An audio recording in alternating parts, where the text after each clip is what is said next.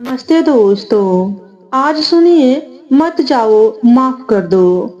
शिफाली और प्रमोद को आज कोर्ट से तलाक के कागज मिल गए थे। लंबी प्रक्रिया के बाद आज कुछ सुकून मिला। शिफाली और प्रमोद तथा उनके परिजन साथ ही कोर्ट से बाहर निकले। उनके चेहरे पर विजय और सुकून के निशान साफ झलक रहे थे। 4 साल की लंबी जद्दोजहद के बाद आज फैसला हो गया था। 10 साल हो गए थे शादी को, मगर साथ 6 साल ही रह पाए थे। 4 साल तो तलाक की कार्यवाही में ही बीत गए।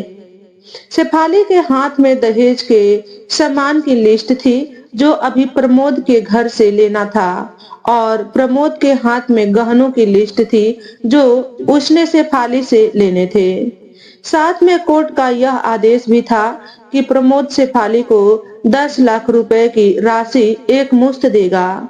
शेफाली और प्रमोद दोनों एक ही ऑटो में बैठकर प्रमोद के घर आए। आज ठीक 4 साल बाद आखिरी बार ससुराल जा रही थी शेफाली। अब वह कभी इन रास्तों से इस घर तक नहीं आएगी। यह बात भी उसे कचोट रही थी कि जहां वह 6 साल तक रही, आज उस घर से उसका नाता टूट गया है। वह दहेज के सामान की लिस्ट लेकर आई थी, क्योंकि सामान की निशानदेही तो उसे ही करनी थी। सभी रिश्तेदार अपने अपने घर जा चुके थे। बस 3 प्राणी बचे थे, प्रमोद, शेफाली और उसकी माँ। प्रमोद यहाँ अकेला ही रहता था, क्योंकि उसके पेरेंट्स गांव में ही रहते थे।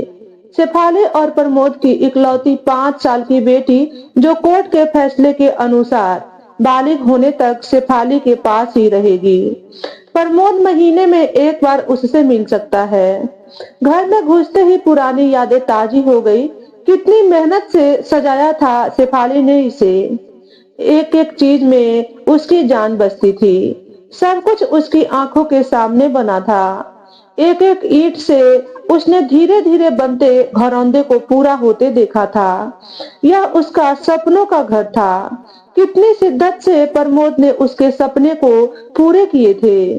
प्रमोद थका हारा सा सोफे पर पसर गया और शेफाली से बोला, ले लो जो कुछ भी तुम्हें लेना है, मैं तुम्हें नहीं रोकूंगा।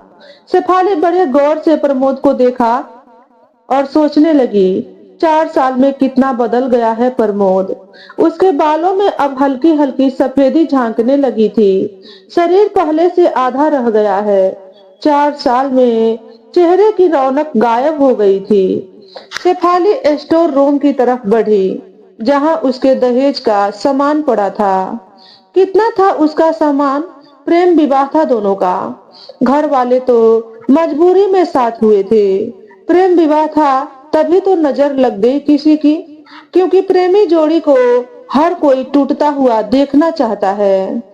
बस एक बार पीकर बहक गया था प्रमोद, हाथ उठा बैठा था उस पर। बस तभी वो गुस्से में मायके चली गई थी। फिर चला था लगाने सिखाने का दौर। इधर प्रमोद के भाई भाभी और उधर शेफाली की माँ। नौबत कोर्ट तक जा पहुंची और आखिर तलाक हो गया। न शेफाली लौटी और न ही प्रमोद लेने गया। शेफाली की माँ, जो उसके साथ ही गई थी, बोली, कहाँ है तेरा सामान? इधर तो नहीं दिखता। बेच दिया होगा इस शराबी ने। चुप रहो माँ। शेफाली को न जाने क्यों प्रमोद को उसके मुंह पर शराबी कहना अच्छा नहीं लगा। फिर स्टोर रूम में पड़े सामान को एक एक कर लिस्ट से मिलाया गया। बाकी कमरों से भी लिस्ट का सामान उठा लिया गया। शेफाली ने सिर्फ अपना सामान लिया, प्रमोद के सामान को छुआ तक नहीं। फिर शेफाली ने प्रमोद को गहनों से भरा बैग पकड़ा दिया। प्रमोद ने बैग वापस शेफाली को ही दे दिया। रख लो, मुझे नहीं चाहिए, काम आएंगे तेरे मुसीबत में। गहनों की कीमत 15 लाख रुपए से कम नहीं थी। क्यों? कोर्ट में तो तुम्हारा वकील कितनी दफा गहने गहने चिल्ला रहा था। कोर्ट की बात कोर्ट में खत्म हो गई शेफाली। वहां तो मुझे भी दुनिया का सबसे बुरा जानवर और शराबी साबित किया गया है। सुनकर शेफाली की माँ ने नाक भौं चढ़ा दी। मुझे नहीं चाहिए, वो 10 लाख रुपए भी नहीं चाहिए। क्यों? कहकर प्रमोद सोफे से खड़ा हो गया। बस यूं ही? शेफाली ने मुंह फेर लिया। इतनी बड़ी जिंदगी पड़ी है, कैसे काटोगी? ले जाओ, काम आएंगे। इतना कहकर प्रमोद ने भी मुंह फेर लिया और दूसरे कमरे में चला गया। शायद आंखों में कुछ उमड़ा होगा जिसे छुपाना भी जरूरी था। शेफाली की माँ गाड़ी वाले को फोन करने में व्यस्त थी। शेफाली को मौका मिल गया। वो प्रमोद के पीछे उस कमरे में चली गई। वो रो रहा था, अजीब सा मुंह बनाकर, जैसे भीतर के सैलाब को दबाने के जद्दोजहद कर रहा हो। शेफाली ने उसे कभी रोते हुए नहीं देखा था, आज पहली बार देखा। न जाने क्यों दिल को कुछ सुकून सा मिला, मगर वह ज्यादा भावुक नहीं हुई। सधे अंदाज में बोली, इतनी फिक्र थी तो क्यों दिया तलाक प्रमोद? मैंने नहीं, तलाक तुमने दिया। दस्तखत तो तुमने भी किए। माफी नहीं मांग सकते थे? मौका कब दिया तुम्हारे घर वालों ने? जब भी फोन किया काट दिया। घर भी तो आ सकते थे। मेरी हिम्मत नहीं हुई थी आने की। शेफाली की माँ आ गई। वो उसका हाथ पकड़कर बाहर ले गई। अब क्यों मुंह लग रही है इसके? अब तो रिश्ता भी खत्म हो गया। माँ बेटी बाहर बरामदे में सोफे पर बैठकर गाड़ी का इंतजार करने लगी। शेफाली के भीतर भी कुछ टूट रहा था। उसका दिल बैठा जा रहा था। वो सुन्न सी पड़ती जा रही थी। जिस सोफे पर बैठी थी उसे गौर से देखने लगी।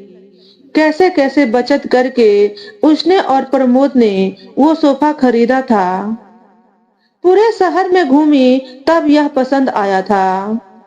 फिर उसकी नजर सामने तुलसी के सूखे पौधे पर गई। कितनी शिद्दत से देखभाल किया करती थी। उसके साथ तुलसी भी घर छोड़ गई। घबराहट और बढ़ी तो वह फिर से उठकर भीतर चली गई। माँ ने पीछे से पुकारा मगर उसने अनसुना कर दिया। प्रमोद बेड पर उल्टे मुंह पड़ा था। एक बार तो उसे दया आई उस पर, मगर वह जानती थी कि अब तो सब कुछ खत्म हो चुका है, इसलिए उसे भावुक नहीं होना है। उसने सरसरी नजर से कमरे को देखा। अस्त व्यस्त हो गया था पूरा कमरा। कहीं कहीं तो मकड़ी के जाले झूल रहे थे। कभी कितनी नफरत थी उसे मकड़ी के जालों से।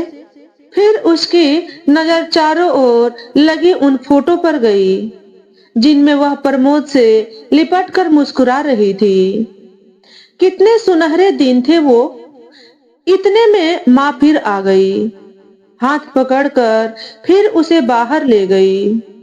बाहर गाड़ी आ गई थी। सामान गाड़ी में डाला जा रहा था। शेफाली सुन सी बैठी थी। प्रमोद गाड़ी की आवाज सुनकर बाहर आ गया। अचानक प्रमोद कान पकड़कर घुटनों के बल बैठ गया। बोला, तुम मत जाओ, माफ कर दो। शायद यही वो शब्द थे जिन्हें सुनने के लिए 4 साल से तड़प रही थी। सब्र के सारे बांध एक साथ टूट गए। शेफाली ने कोर्ट के फैसले का कागज निकाला और फाड़ दिया, और माँ कुछ कहती उससे पहले ही लिपट गई प्रमोद से। साथ में दोनों बुरी तरह रोते जा रहे थे। दूर खड़ी शेफाली की माँ समझ गई कि कोर्ट का आदेश दिलों के सामने कागज से ज्यादा कुछ नहीं। काश उनको पहले मिलने दिया होता। अगर माफी मांगने से ही रिश्ते टूटने से बच जाए तो माफी मांग लेनी चाहिए। तो दोस्तों, आज के वीडियो में बस इतना ही। अगर हमारे द्वारा बताई गई कहानी थोड़ी सी भी अच्छी लगी हो तो वीडियो को लाइक और शेयर करें। चैनल पर पहली बार आए हो तो चैनल को सब्सक्राइब करके बेल नोटिफिकेशन को ऑल पर सेट कर लें ताकि आपको ऐसे ही अच्छे अच्छे वीडियो देखने को मिले। हमेशा खुश रहें, हमेशा स्वस्थ रहें। वीडियो देखने के लिए आपका बहुत बहुत धन्यवाद।